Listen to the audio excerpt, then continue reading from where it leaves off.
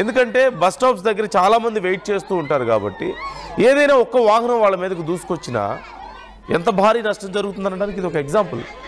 అందుకని ఖచ్చితంగా ఈ రైలింగ్స్ ఏర్పాటు చేస్తారు. ఇళ్ళున్న దగ్గర, హైవేల పక్కన సామాన్య ఇళ్ళు ఉన్నా సరే, లేదంటే ఇంకేమైనా ఆఫీసులు ఉన్నా సరే ఖచ్చితంగా ఆ ప్రొటెక్టివ్ రైలింగ్స్ అనేవి ఉంటాయి, ఆ బ్యారియర్స్ అనేవి ఉంటాయి, బ్యారికేడ్స్ కానీ ఆ బ్యారియర్స్ కానీ ఏవో ఒకటి ఉంటాయి. But there is nothing. It's a national highway and అక్కడ ఏం కనిపించడం లేదు మనకి. It's a clear negligence. ఖచ్చితంగా ప్రమాణాలు పాటించకపోవడం వల్ల కూడా ఇంత భారీ నష్టం జరిగింది. ఇప్పుడు ఒకవేళ కనుక అక్కడ ఏర్పాటు చేయాల్సిన రైలింగ్స్ కానీ ఆ బ్యారికేడ్స్ కానీ ఏర్పాటు చేయకపోవడం కూడా ఈ ప్రమాదానికి కారణం అయి ఉంటే, ఇంత నష్టం జరగడానికి కారణం అయి ఉంటే, who is responsible for that? ప్రభుత్వాలు కాదా? అక్కడ ఉన్న స్థానికంగా అక్కడ కాంట్రాక్ట్ తీసుకున్నటువంటి ఆ కాంట్రాక్టర్స్ కాదా? కేంద్ర ప్రభుత్వం, నేషనల్ హైవే అంటే కేంద్ర ప్రభుత్వం. ఎవరిని అడగగలగాలి ఇప్పుడు? ఎవరైతే అక్కడ మొత్తం నిర్వహణ చూసుకుంటున్నారో ఆ రోడ్లు అవన్నీ కూడా, they are responsible for that. ఖచ్చితంగా నేషనల్ హైవేల మీద 100 కిలోమీటర్ల వేగంతో కార్లు లేదంటే లారీలు వెళ్తూ ఉంటాయి సహజంగా. కానీ ప్రాపర్ ప్రికాషన్స్ తీసుకోకపోవడం వల్ల కూడా ఈ ప్రమాదానికి కారణం అయింది అంటే పరిస్థితి ఎలా ఉంటుందనేది ఒకసారి చూడండి. ఎవరిని ఇక్కడ బ్లేమ్ చేయాలి మనం? చాలామంది రెస్పాండ్ అవుతున్నారు ఈ ఘటనకు సంబంధించి. I would like to read some comments. ఎవరెవరు ఎలాంటి అభిప్రాయాలు వ్యక్తం చేస్తున్నారో కూడా నేను చదివి వినిపించే ప్రయత్నం చేస్తున్నాను.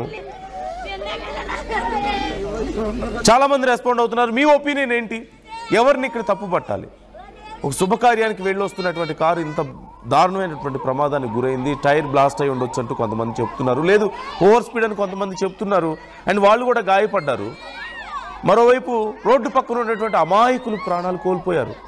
కాలేజ్ స్టూడెంట్స్, స్కూల్ స్టూడెంట్స్, పాపం వాళ్ళ కుటుంబం పరిస్థితి ఏంటి ఒకసారి మీరు ఆ స్క్రీన్లో చూడండి.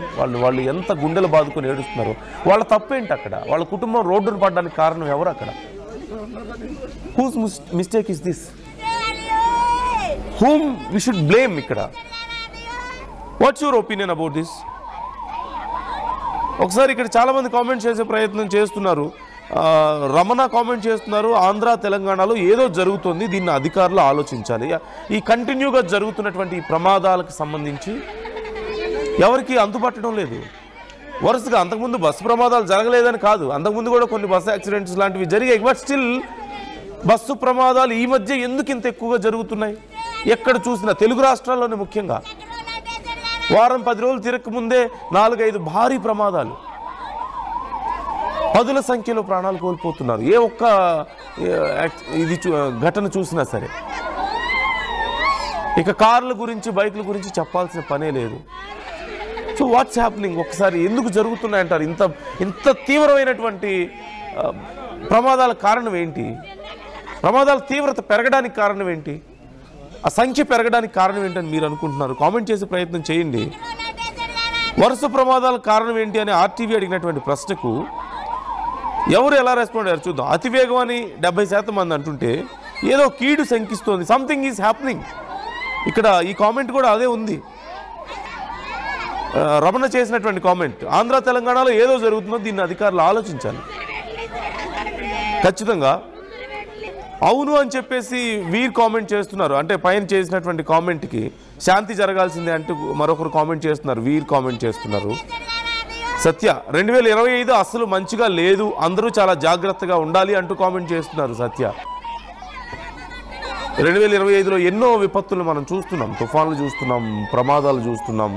ఇక అహ్మదాబాద్ ఫ్లైట్ ఇన్సిడెంట్ మనం చూసాం, అక్కడ జరిగినటువంటి ఎంత దారుణమైనటువంటి ప్రమాదం జరిగిందో. ఆ తర్వాత వరుసగా ఎన్నో ఫ్లైట్ ప్రమాదాలు జరగడం కానీ, తర్వాత ఈ బస్సు ప్రమాదాలు కానీ, ఇక జరుగుతున్నటువంటి హైవేల మీద జరుగుతున్నటువంటి ప్రమాదాలు కానీ, ముఖ్యంగా సంచలనమైనటువంటి 2 తెలుగు రాష్ట్రాల్లో సంచలనమైనటువంటి క్రైమ్ ఇన్సిడెంట్స్ నమోదవడం, క్రైమ్ కేసెస్ నమోదవడం, చిన్న పిల్లలు కూడా ప్రాణాలు తీసే స్థాయికి వెళ్ళడం, క్షుద్ర పూజల దగ్గర నుంచి మొదలు పెడితే ఎన్నో దారుణాలు ఇక్కడ మనకు కనిపిస్తున్నాయి.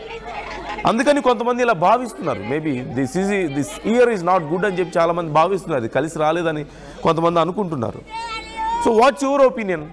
ఎందుకు ఇంత ఈ క్రైమ్ పర్సంటేజ్ పెరగడానికి కారణం ఏంటని మీరు అనుకుంటున్నారు? కామెంట్ చేసే ప్రయత్నం చేయండి. అలాగే డ్రైవింగ్ స్పీడ్ 120 to 150 km అంటూ కామెంట్ చేస్తున్నారు అనిల్ కుమార్. అంటే మీరు ఒకవేళ ఆ ప్రాంతానికి చెందిన వాళ్ళ, మీకు ఒకవేళ ఐడియా ఉండుంటే ఇంకొంచెం క్లియర్ డీటెయిల్స్ ఇచ్చే ప్రయత్నం చేయండి అనిల్ కుమార్. అలాగే వీరు కామెంట్ చేస్తున్నారు, పక్కగా వాళ్ళు ఏమైనా కూడా పట్టించుకోరేమో ఇండియాకి అంటూ కామెంట్. పాక్ వాళ్ళు ఏమైనా కీడు పెడుతున్నారేమో ఇండియాకి అంటూ, పాకిస్తాన్ ఏమైనా చేస్తుంది, ఇలాంటి విషయాల్లో వాళ్ళు ఏం చేస్తారు?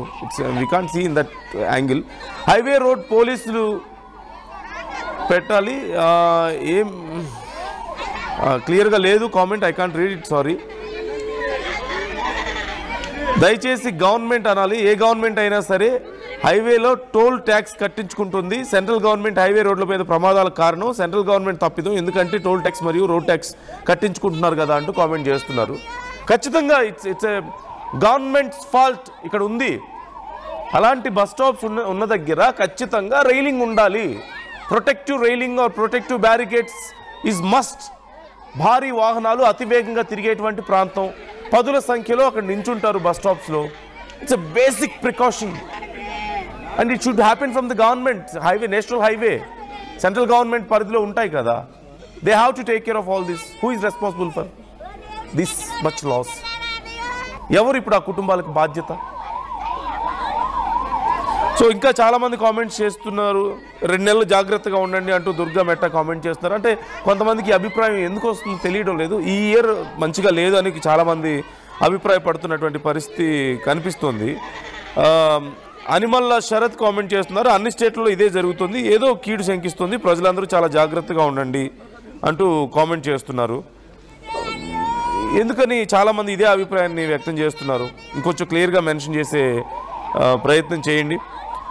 ఏపీటీఎస్కి శాంతి పూజ చేయాలి అంటూ అరే కామెంట్ చేస్తున్నారు.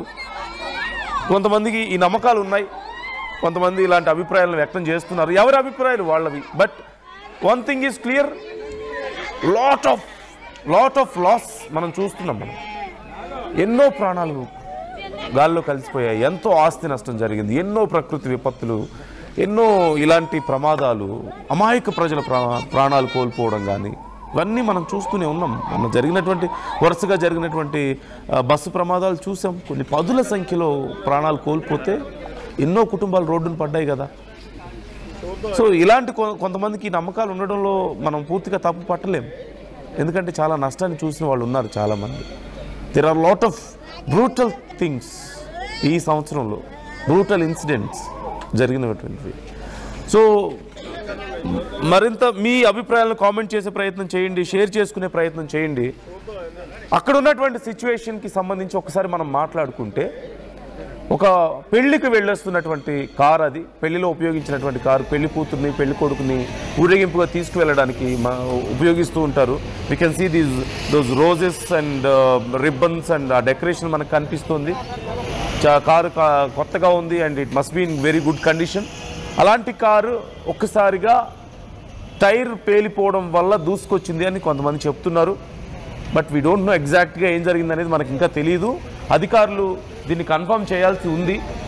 అంటే సోఫార్ మనకి స్క్రీన్లో కనిపిస్తుంది టైర్ బ్లాస్ట్ అయినట్లుగా, మనకి పెద్దగా ఎక్కడ నోటీస్ అవ్వడం లేదు.